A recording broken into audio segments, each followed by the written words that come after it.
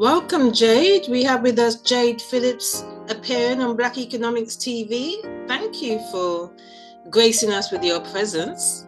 Oh, We thank you have, for having me. oh, that's nice.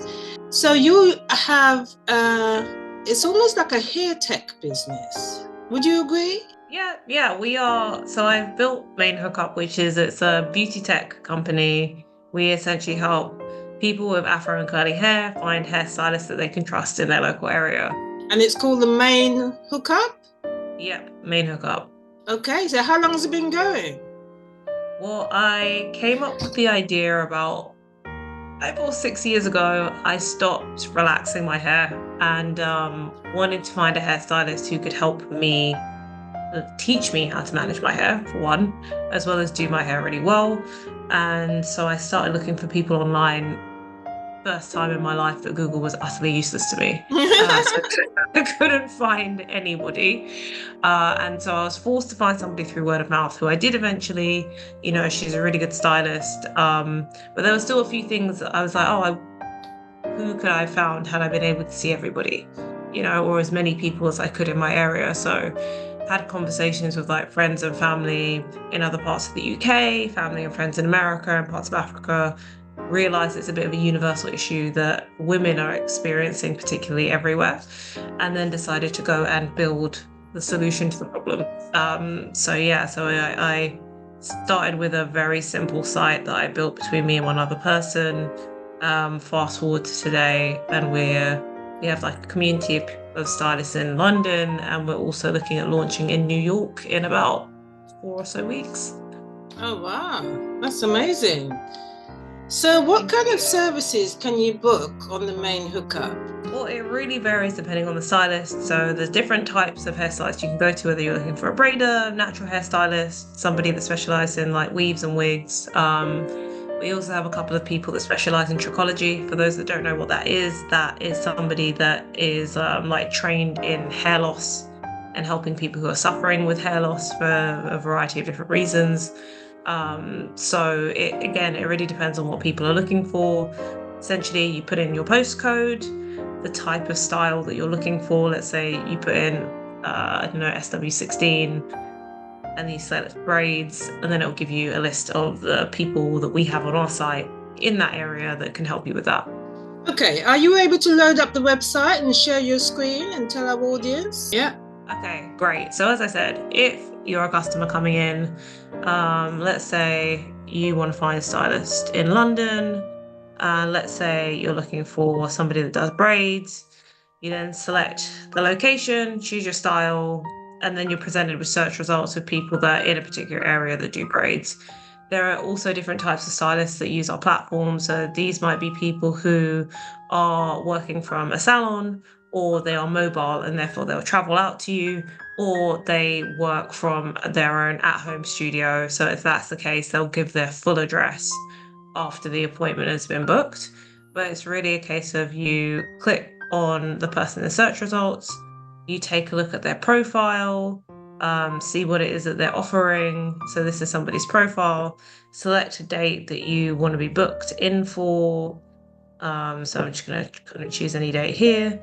Go for treatments, and then you go through the booking process. So I'm not logged in, so I won't be able to go through the full booking process, but it's essentially allows you to log in and then book.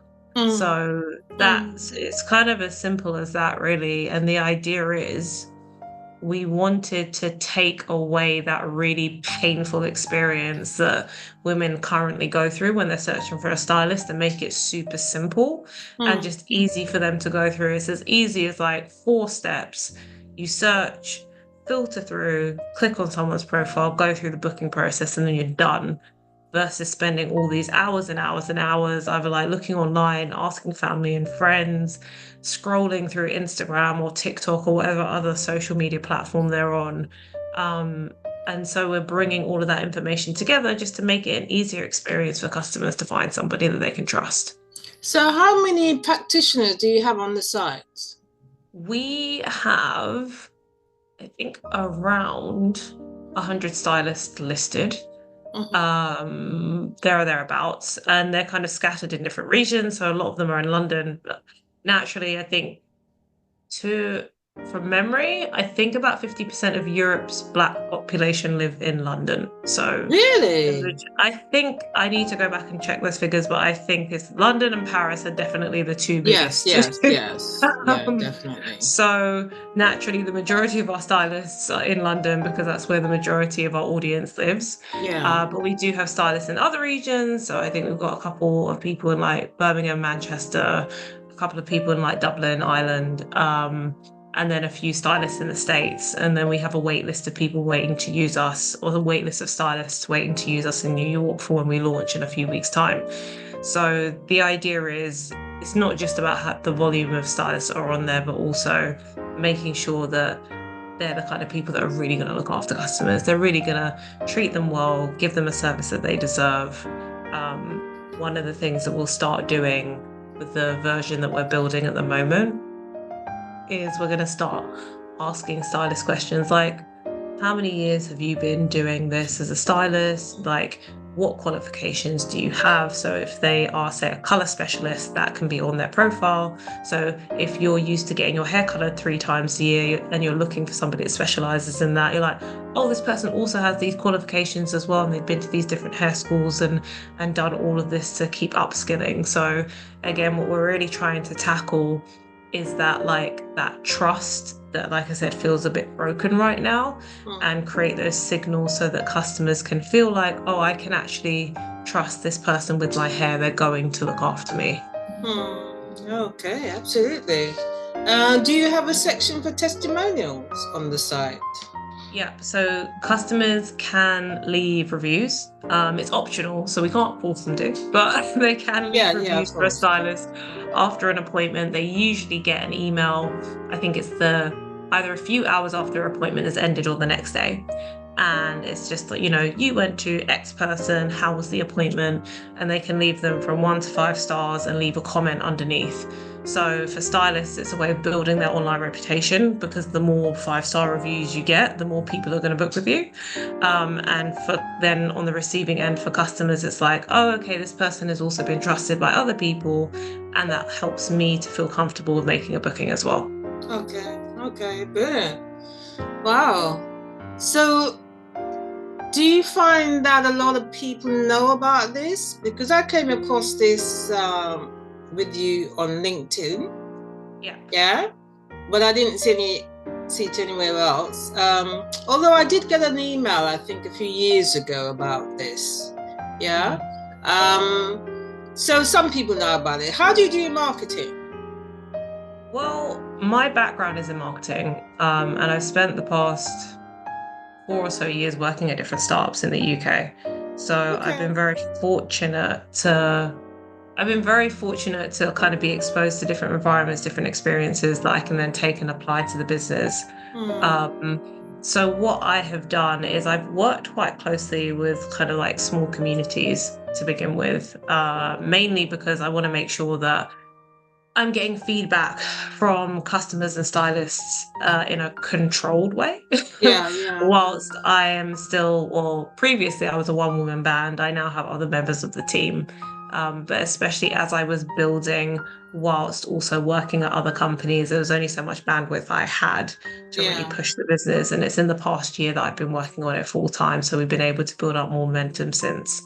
But kind of prior to that, I was like, okay, what ways can I start like building us up in a way that people recognize us and know who we are? Also, it's not so much that I'm not actually able to really serve the community because it's just me.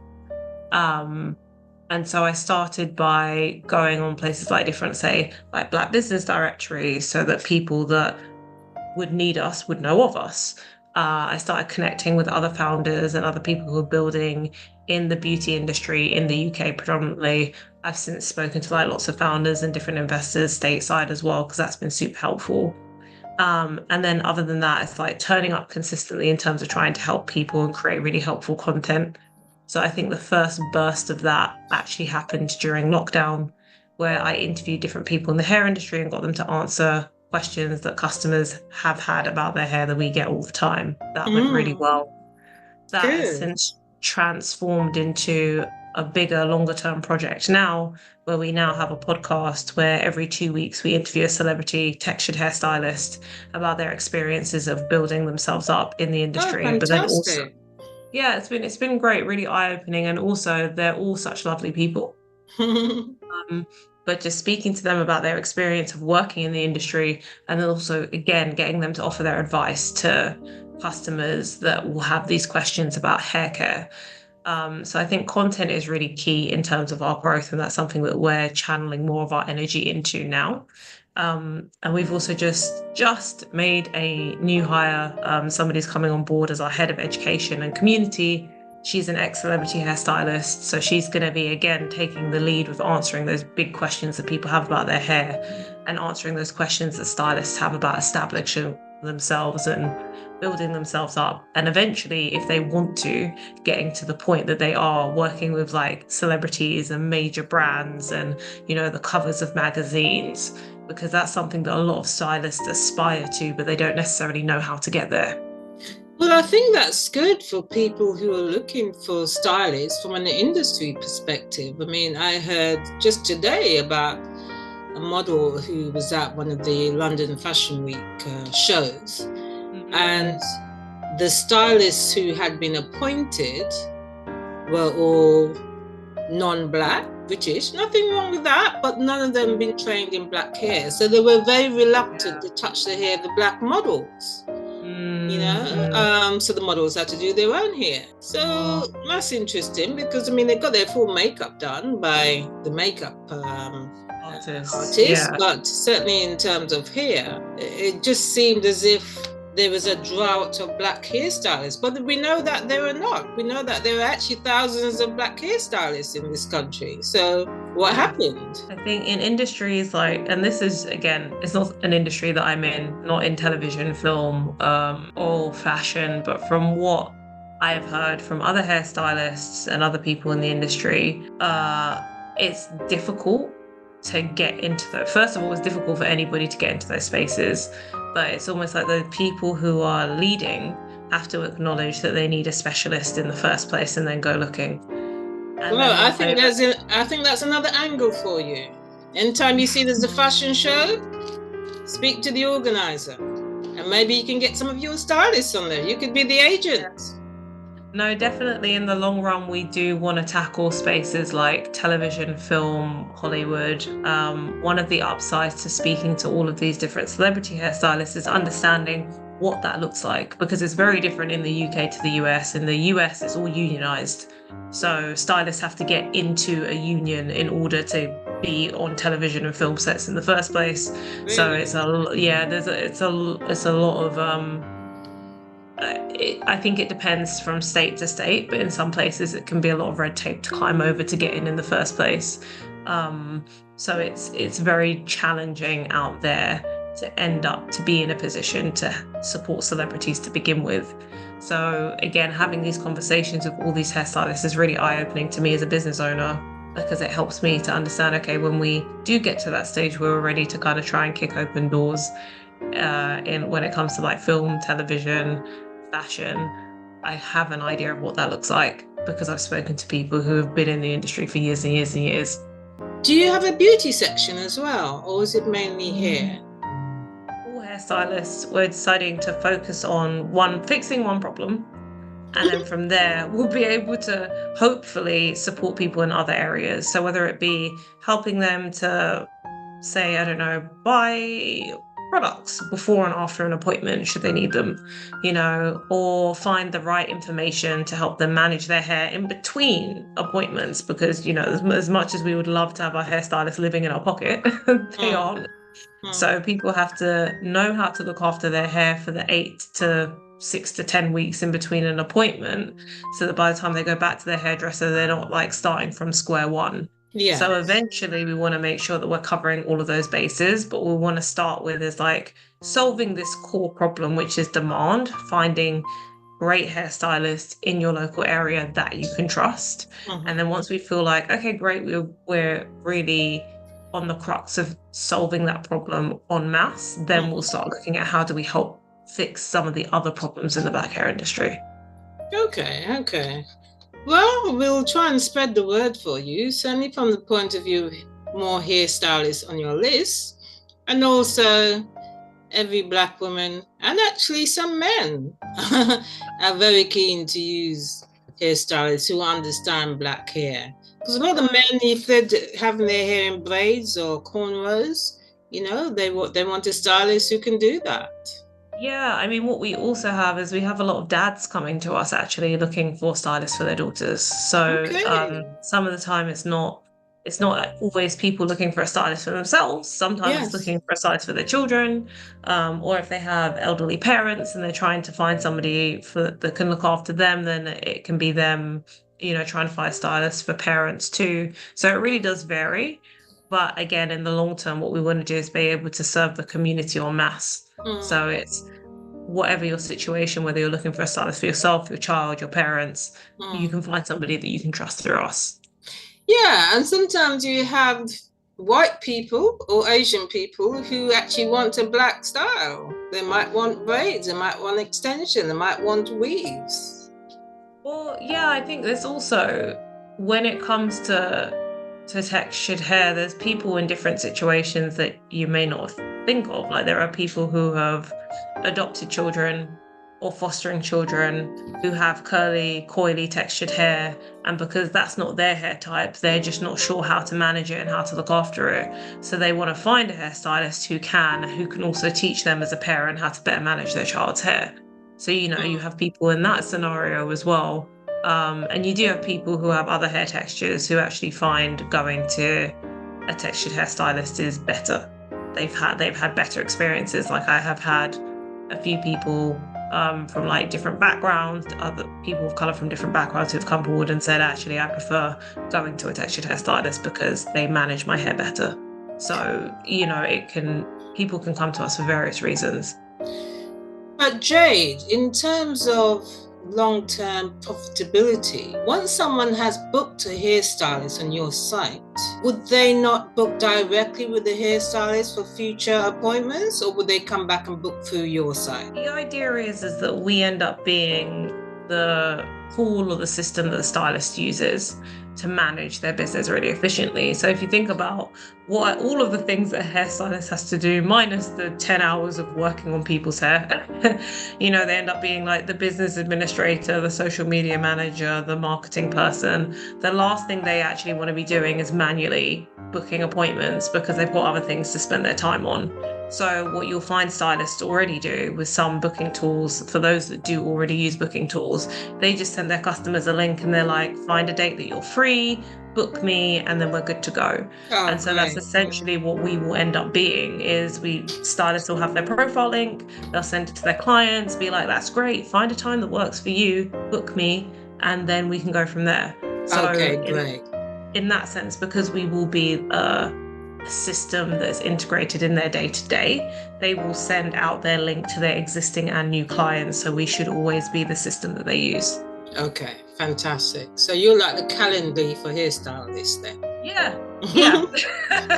Brilliant. Okay, well, good for you. I'm really pleased to have come across you.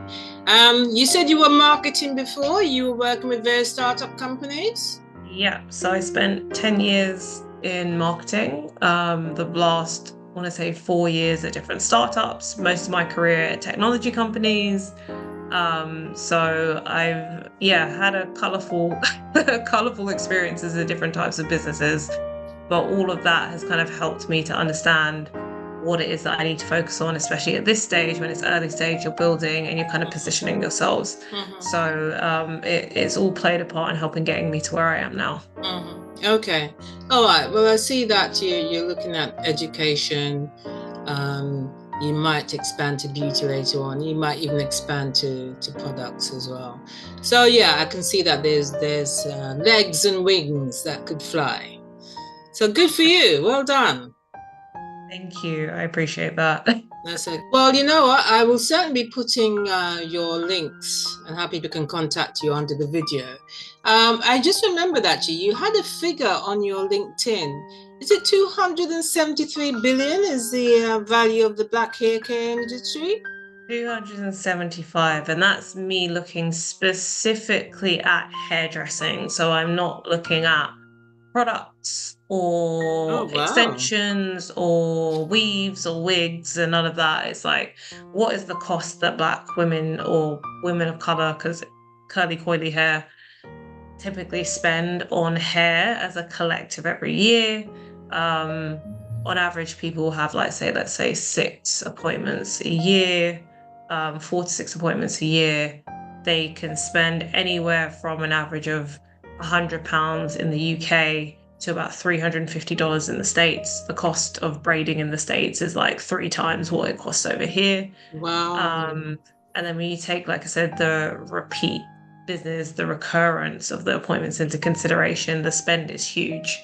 Um, and that figure is also taking into consideration where we estimate, 50% of people will DIY their hair. So that's kind of like discounting 50% of the population that are going to DIY. So yeah, so the industry is huge. There is a lot of money spent on hair. Like, hair and beauty is a huge part of our culture, and that's not going anywhere. So there's always going to be this need. There's always going to be this spend, and so actually, for me, it's about creating a platform that really helps people. It helps both, like, customers to find people, like I said, they can trust. But what I Mm, also really want to do is help hairstylists create a sustainable business where they're making enough money to do this full time, because there are lots of very talented hairstylists that work part time because they can't find enough customers, but mm. help them to make enough money that they can do it full time and make enough money that they can really sustain themselves and grow. Yeah, that's great. That's good. Well, well done there. I hope that translates into many successful hairstylists who help to grow by the main hookup. It's a That's a fantastic fact. name, by the way. Thank you. Yeah, I spent a lot of time at the very beginning. I kind of refused to move on to the next step until I felt like I had a name I was happy with. So it took a Yeah, few yeah, it's a moves. good name. It's a good name. And you're launching in New York, you said soon, yeah?